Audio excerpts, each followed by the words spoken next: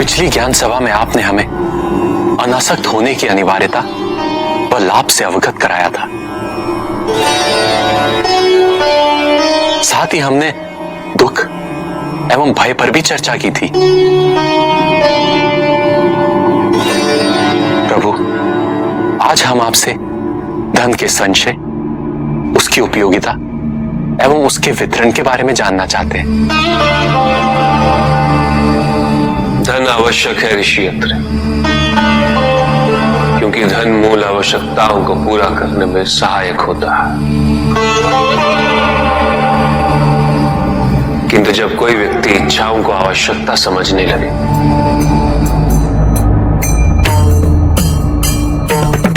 तो धन कितना ही क्यों ना पर्याप्त नहीं होता,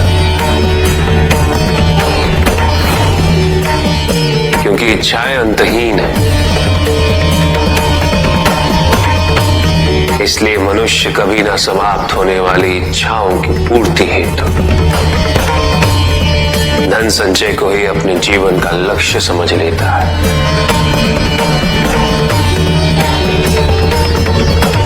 वो लोभी बन जाता है।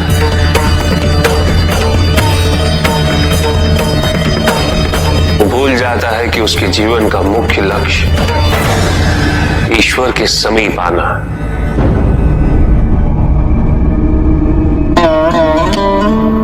ऐसे लोभी व्यक्तियों को अपनी मृत्यु के समय भी यही दुख रहता है कि उन्होंने क्या कुछ नहीं पाया, क्या शेष रह गया।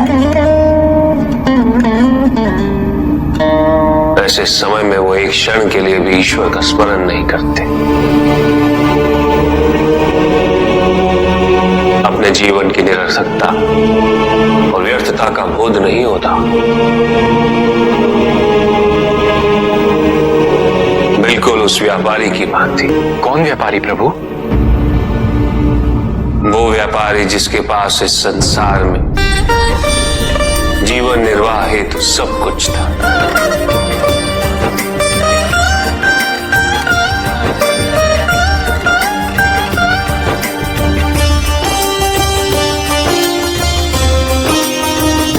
उसके पास घर था, छोटा था किंतु उसके परिवार के लिए पर्याप्त था।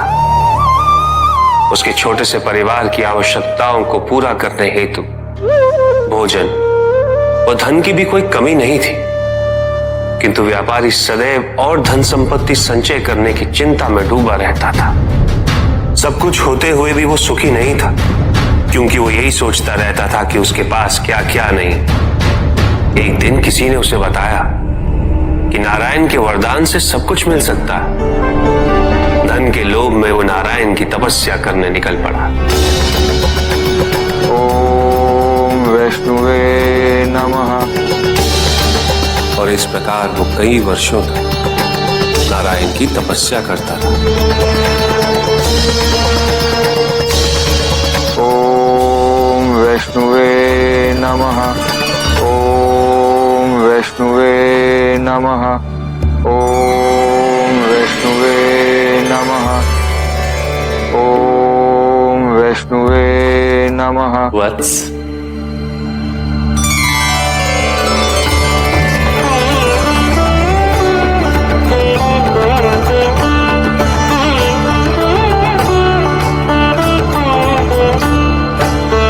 प्रणाम प्रभु।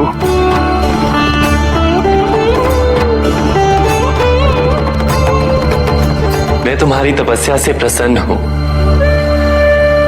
मांगो, क्या वरदान मांगना चाहते हो? प्रभु, प्रभु मुझे समस्त संसार की भूमि चाहिए।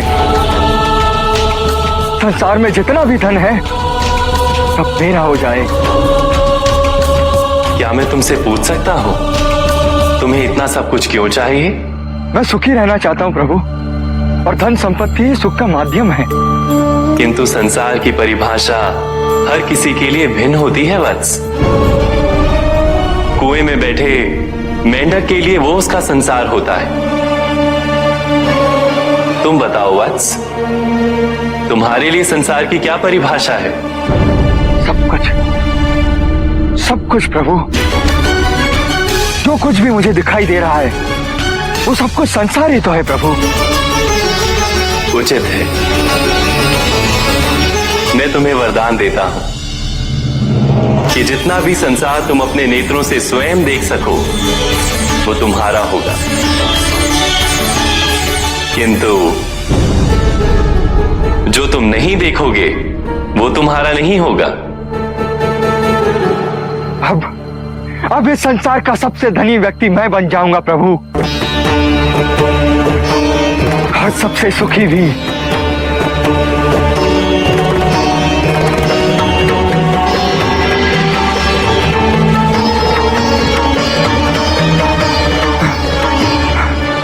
सब मेरा, ये सब भी मेरा। उसने सोचा यदि वो दौड़ के समस्त संसार को देख ले तो वरदान अनुसार सब उसका हो जाए।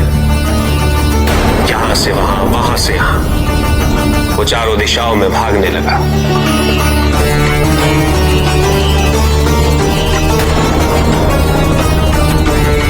जो भी दिखा वो उसे अपना बनाता गया, किंतु उसका लालच कम नहीं, अभी तो और बढ़ता है।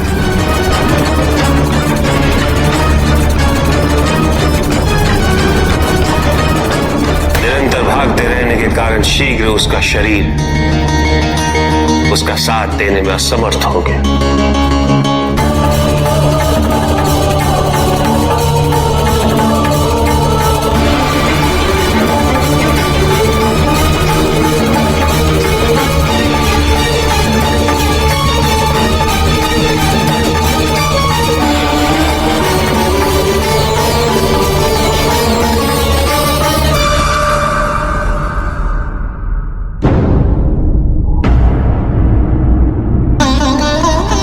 और इस प्रकार उसके पास केवल उतनी ही भूमि रही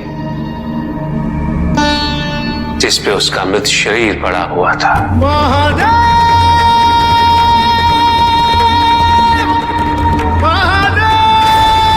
अकेला, उसके पास उसके परिवार का सुख भी था, किंतु उसने उसका आनंद नहीं उठाया।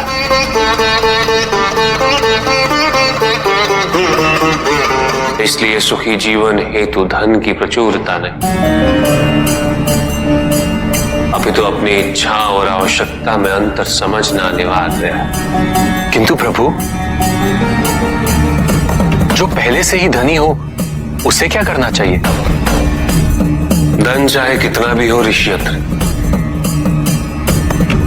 मूल आवश्यकताएं तो केवल उतनी ही। तन ढकने के लिए वस्त्र, पेट भरने के लिए आहार और शरण के लिए भवन। इन आवश्यकताओं के पूर्ण होने के पश्चात जो भी है वो इच्छा है। धनी व्यक्ति के पास जो भी अतिरिक्त धन होता है वो उसे दान करना चाहिए,